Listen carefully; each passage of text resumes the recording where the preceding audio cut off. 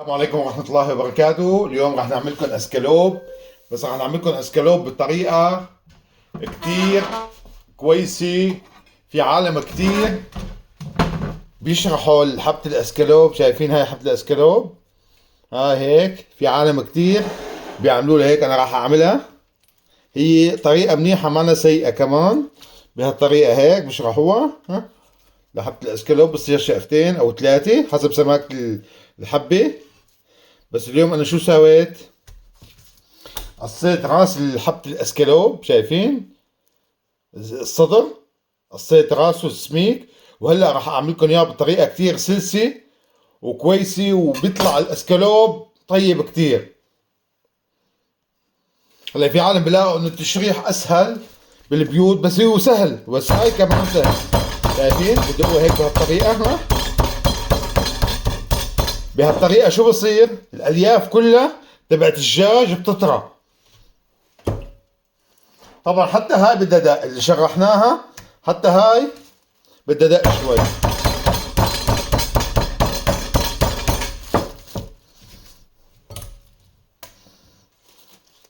بس هاي بدها دقة بسيطة.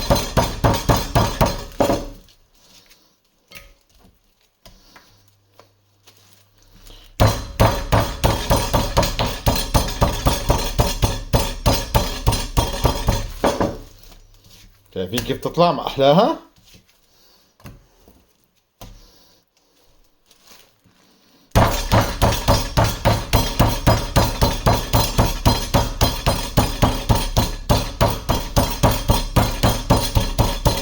طبعا انا ما راح ادقهم كلهم مشان ما يطول الفيديو.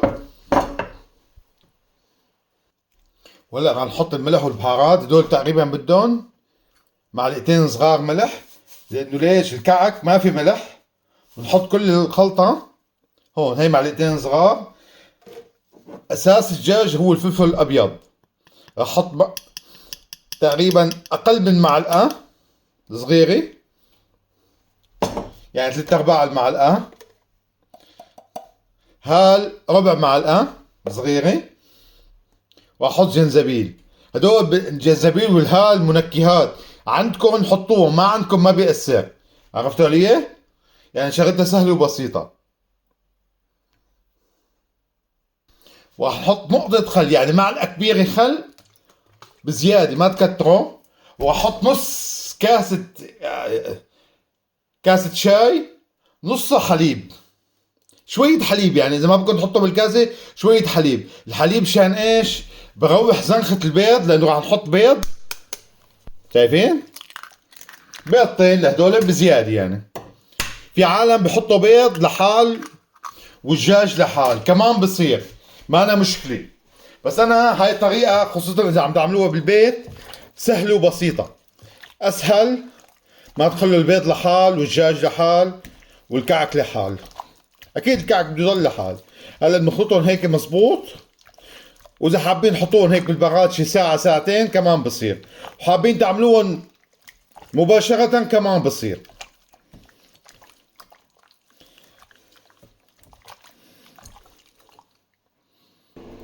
ولا نحن هلا عم نشيل هيك، انا ريحتهم شي ساعة زمان، بس نعملها هيك وبنحطها هيك.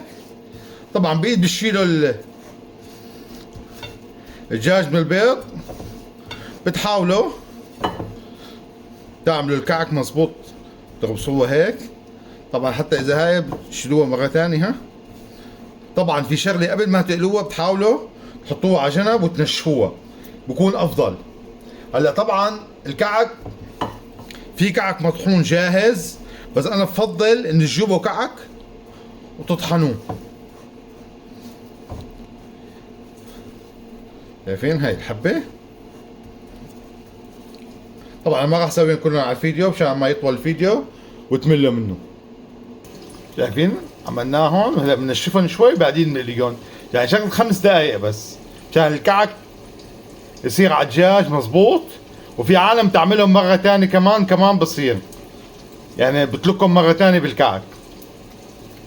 وبالنسبة للكعك بس تخلصوا مشان ما يعطلوا او تطلع له ريحة، بتنخلوهم مزبوط وبتحطوهم كيس بيرزموا لكم مرة تانية، لانه الا ما يكون في اثر بيض عليهم او شيء بتنخلوهم بضلوا الاسهم بيض فوق والمظبوطين بينزلوا لتحت. هاي افضل طريقه انه يضل الكعك ما يصير له شيء.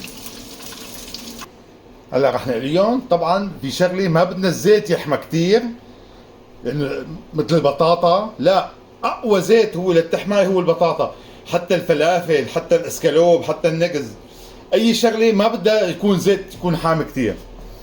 اول شغله بننفضها هيك مزبوط للكعك وبننزلها. هلا رح احطهم، رح ارجيكم كيف عم بنزلها، بس اهم شيء مثل ما قلت لكم تنطوها مزبوط من الكعك.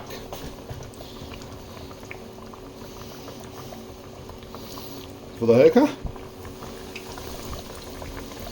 هاي حبتين طبعا، مقلاية كبير صغيرة حسب، ممكن الساعة 3، بس حاجة حبتين خلينا نستووا هيك على أقل من مهلهم.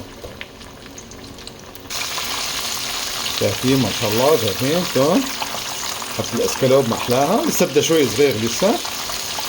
على فكرة ما بدها كثير سوي، ترى 3-4 دقايق الزيت مظبوط. شايفين ما شاء الله.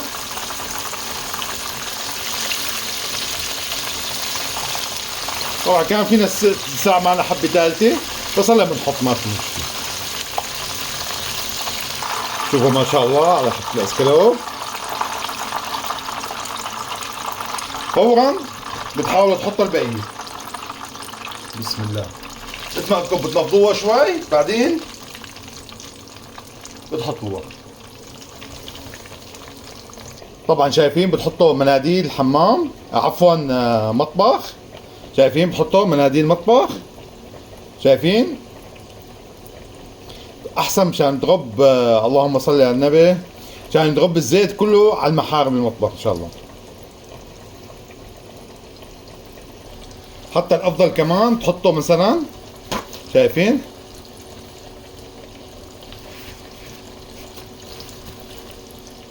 بصير لما بيستووا هذوليك بنحطها بتغب كله، نشغل بس دقيقة بين ما يخلصوا، بعدين بتحطوهم للتقديم وصحتين وهنا.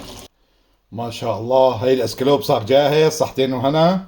اذا عجبكم الفيديو دعمونا بلايك وشاركوا بقناتنا واعملوا شير بين اصدقائكم عشان تشوفوا كيف الاسكالوب بنعمل على اصوله وطريقة كتير سهلة وبسيطة بالمنزل. حبيت انا بصراحة باكل معه كريم توم، في بده حابب ياكل مايونيز فينه ياكل مايونيز وكاتشب، انا ما بحب الكاتشب بصراحة. اي شغلة مثلا سلطة سويسري كمان بصير معه كتير طيبة، بس انا بصراحة بحبه مع البطاطا والكريم التوم. صحتين وهنا حبايب قلبي.